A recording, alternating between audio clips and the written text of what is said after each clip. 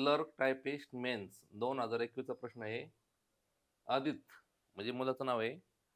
2021च्या पहिल्या दिवशी ₹1, दुसऱ्या दिवशी ₹3, तिसऱ्या दिवशी ₹5 बचत करतो व असेच पुढे सुरू ठेवतो. तर त्या वर्षातील त्याच्या बचतीची एकूण रक्कम शोधा. म्हणजे तो काय करतो, 1 जानेवारीला ₹1, नंतर 2 जानेवारीला ₹3, नंतर ₹5 असे ते वाढत, वाढत, वाढवत शेवट पार वर्ष संपेपर्यंत म्हणजे 31 डिसेंबरपर्यंत अशीच रक्कम वाढत, वाढत जातो. तर एकूण रक्कम किती होणार आहे? असा प्रश्न विचारला आहे.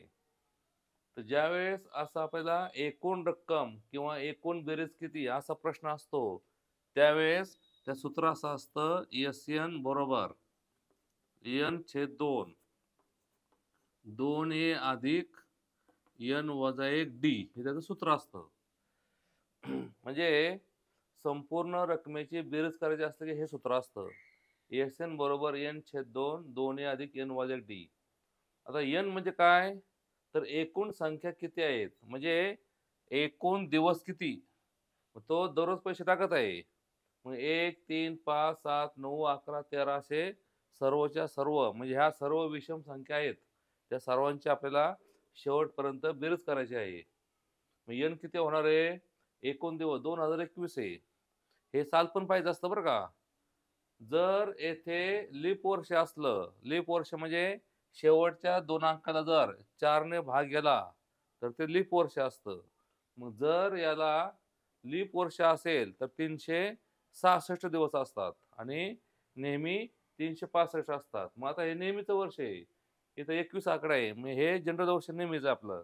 त्यामुळे यांची किंमत 365 येणार आहे. मग इथं आलं 365/2. 2 ए म्हणजे पहिला आकडा, पहिला स्टार्टिंग कुठून केली? 1 पासून.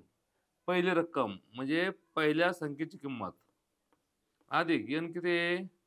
365 वजा 1. डी म्हणजे कितीचा फरक आहे? फरक किती नाही? 2 2 आहे. 2 2 वाढवतंय. गुणिले 2 हे त्याचं उत्तर आलं. 365/2 हे होतं. आता हे सोडवायचं फक्त. हे सोडवल्यास जे उत्तर येईल ते त्याचं उत्तर लिहून टाकायचं. जर समजा इथे भाग बसत असला पूर्ण अंकामध्ये, तर भाग लावायचा. भाग जात नसेल तर मग तसंच ठेवायचं. त्याचा भाग इकडे जात असतो. म्हणजे ह्या दोन्ही इकडे किंवा इकडे भाग हा जाणारच एका ठिकाणी.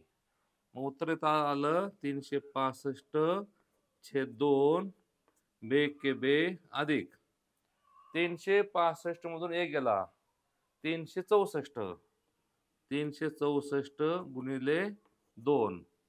मग याचं उत्तर आलं 365/2 कंसात 2 अधिक 364 दुने बेचोक 8 बेसक 12 हातच्याला 1 बेत 6 728 आले. 728 बरोबर 365/2 कंसात 728 आणि 2 यांची आपण बेरीज केली तर 730 आले. मग 365 आता पहा इथे भाग लावू आपण. बेत्रिक 6 1 उरला बेसक 12 बेपंचे 10 गुणिले 365 यांचा करायचा गुणाकार आता.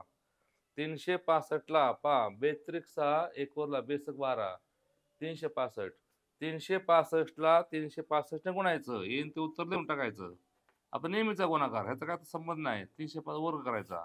5 5 25 हातच्याला 2 5 30 30 2 32 हातच्याला 3 5 15 15 3 18 6 निघून 6 पंचे 30 हातच्याला 3 6 6 36 36 आणि 3 39 परत हातचे 3 18 18 आणि 3 21 2 अंक संपले. 3 3 पाचे 15 हातच्याला 1 3 6 18 18 आणि 1 19 हातच्याला 1 3 3 9 1 10 5 2 9 8 17 17 5 22 हातच्याला 2 9 2 11 11 12 13 हातच्याला 1 3 1 1 33 225 हे उत्तर आले 1 33 225. तर ह्याच्यामध्ये फक्त सूत्र महत्वाचं आहे. ज्यावेळेस आपल्याला अशा प्रकारे याला मराठीमध्ये म्हणतात अंकगणिती श्रेणी. म्हणजे अशा प्रकारे संख्या समान टप्प्याने वाढत चालल्या. समान टप्प्याने संख्या अशा वाढत वाढत चालल्या, त्याला म्हणायचं अंकगणिती श्रेणी.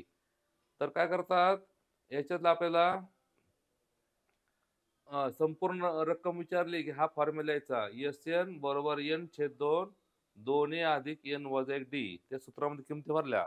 समजा त्यांनी आपल्याला असं विचारलं असतं, की आदितला शेवटच्या दिवशी किती रक्कम भरावी लागेल? असा पण प्रश्न विचारला असता.